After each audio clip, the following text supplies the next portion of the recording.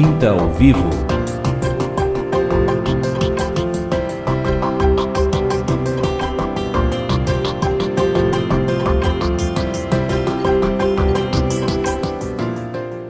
Boa tarde, ouvintes da Rádio TV Melhorar, um bate-papo edificante, Quinta ao Vivo. Hoje, diretamente dos estúdios de Cachoeira do Sul, juntos com a nossa técnica, Matheus Pires, junto com Pedro e Jordana nesse bate-papo. Agradecemos aí já a tua audiência.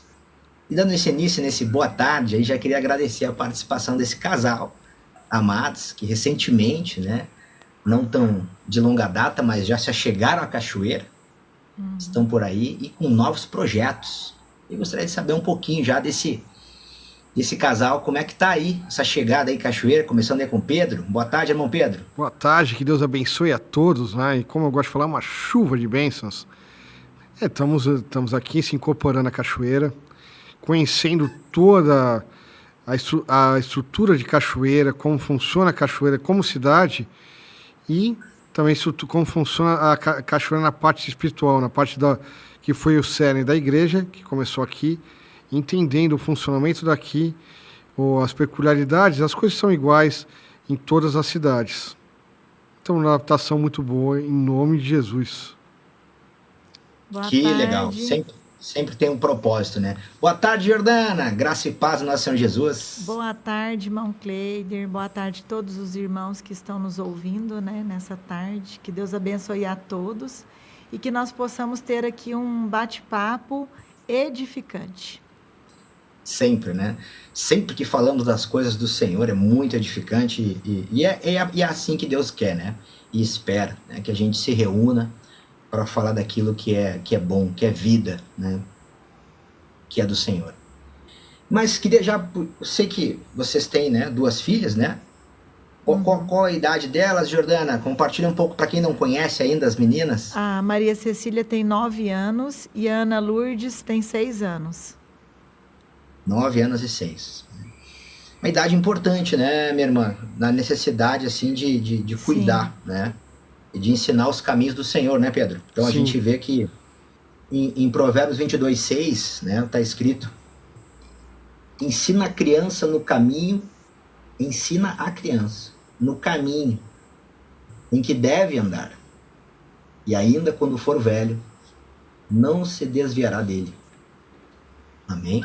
Amém. E nesse bate-papo a gente vê assim que o Pedro também, né, nosso irmão Pedro, como doutor Pedro, né, como médico, né, queria saber um pouquinho de vocês, assim, da importância, né, já podia começar com o doutor Pedro aí, falar um pouquinho, irmão, sobre a necessidade, assim, né, principalmente com 6 e 9 anos, né, da necessidade da atividade física, né, para as crianças. Como é que é isso? A atividade física para a criança é uma coisa fundamental, eu diria.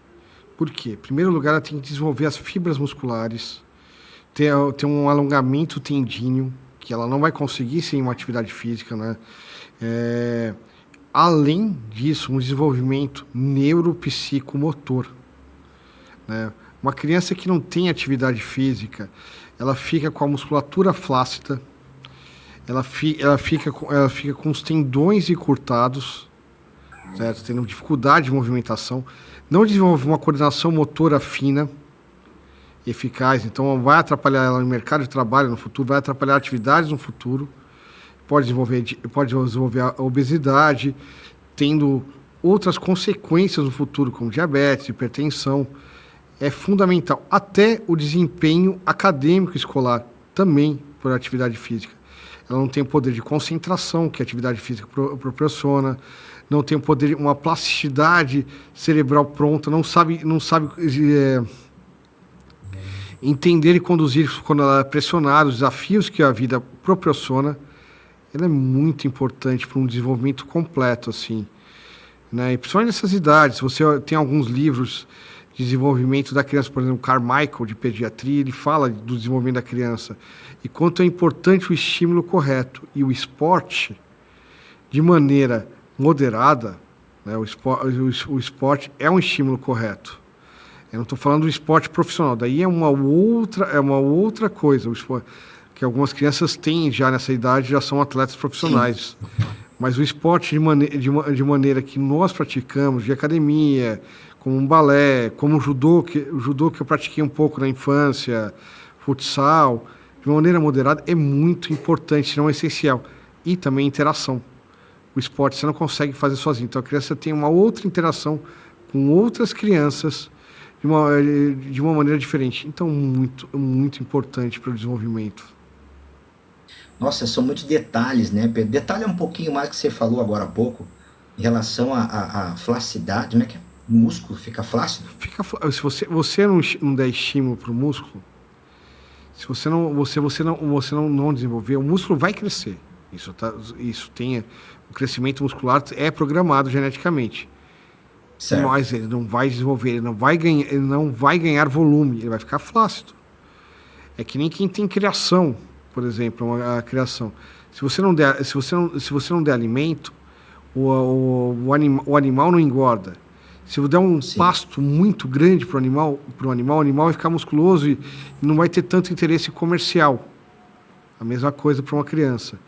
Se você der muito alimento em um espaço pequeno, o que ela vai acontecer? Ela vai engordar, a musculatura vai ficar mais flácida e isso vai ter vários problemas para o futuro. Isso é um ponto. Né? Ela pode ter uma obesidade, ela não pode ter um desenvolvimento motor adequado, um desenvolvimento psicossocial, um desenvolvimento de atenção adequada. Uhum. Então, muitas doenças que hoje em dia tá uma coisa meio endêmica, né? Falando transtorno hiperativo, transtorno não sei das quantas. Às vezes não é um transtorno. Às vezes é uma criança hipoestimulada, uma criança que o único estímulo que ela tem é um celular na mão, sentar na cama ou um console de videogame. Ela não tem um esporte, não tem uma interação, não tem um desenvolvimento da coordenação motora fina. Isso atrapalha ela para o resto da vida. Meu Deus. É importante, né, Jordana, também você como bailarina, né, profissional, né, como uma atleta, né, compartilhar um pouquinho sobre isso, né, tudo que o Pedro falou como médico, né? Uhum. Sim, eu tenho a formação em balé clássico e fiz também educação física, né? Exatamente por essa necessidade de saber como que eu ia trabalhar cada bailarino, né? No passado, eu me recordo que eu tinha vários bailarinos com problema de encurtamento muscular, encurtamento de tendão, problema de quadril, e que eu usava da dança, do balé clássico, para poder trabalhar essas limitações, né? Essas anomalias ali de cada aluno, né? E isso era muito bom, assim, ver a progressão, né? Que é feito ali através da disciplina, né? Do quadro de aulas, daquele movimento que eu vou estar passando para poder trabalhar alguma patologia, por exemplo. Alunos que têm problema de lordose, né? Que é na região lombar, sente muita dor nas costas. E ali é aquela necessidade de passar um alongamento específico para aquele bailarino por aquela determinada dor, né? Sim. Então, assim, é muito bom. Eu gosto muito de trabalhar, assim, vendo não só a questão do movimento, mas a questão anatômica também.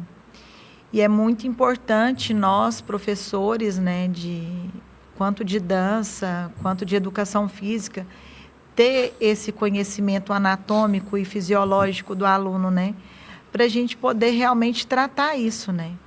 Igual o Pedro citou a questão da obesidade, né. A obesidade, na maioria das vezes, ela causa desânimo no aluno.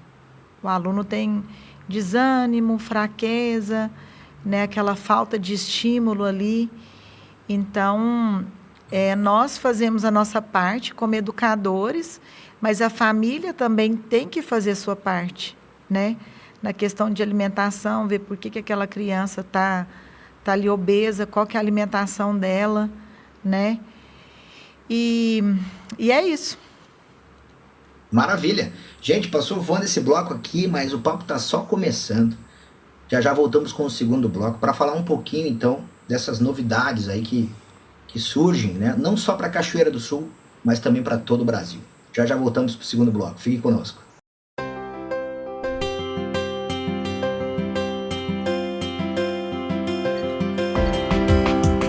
Quinta ao Vivo.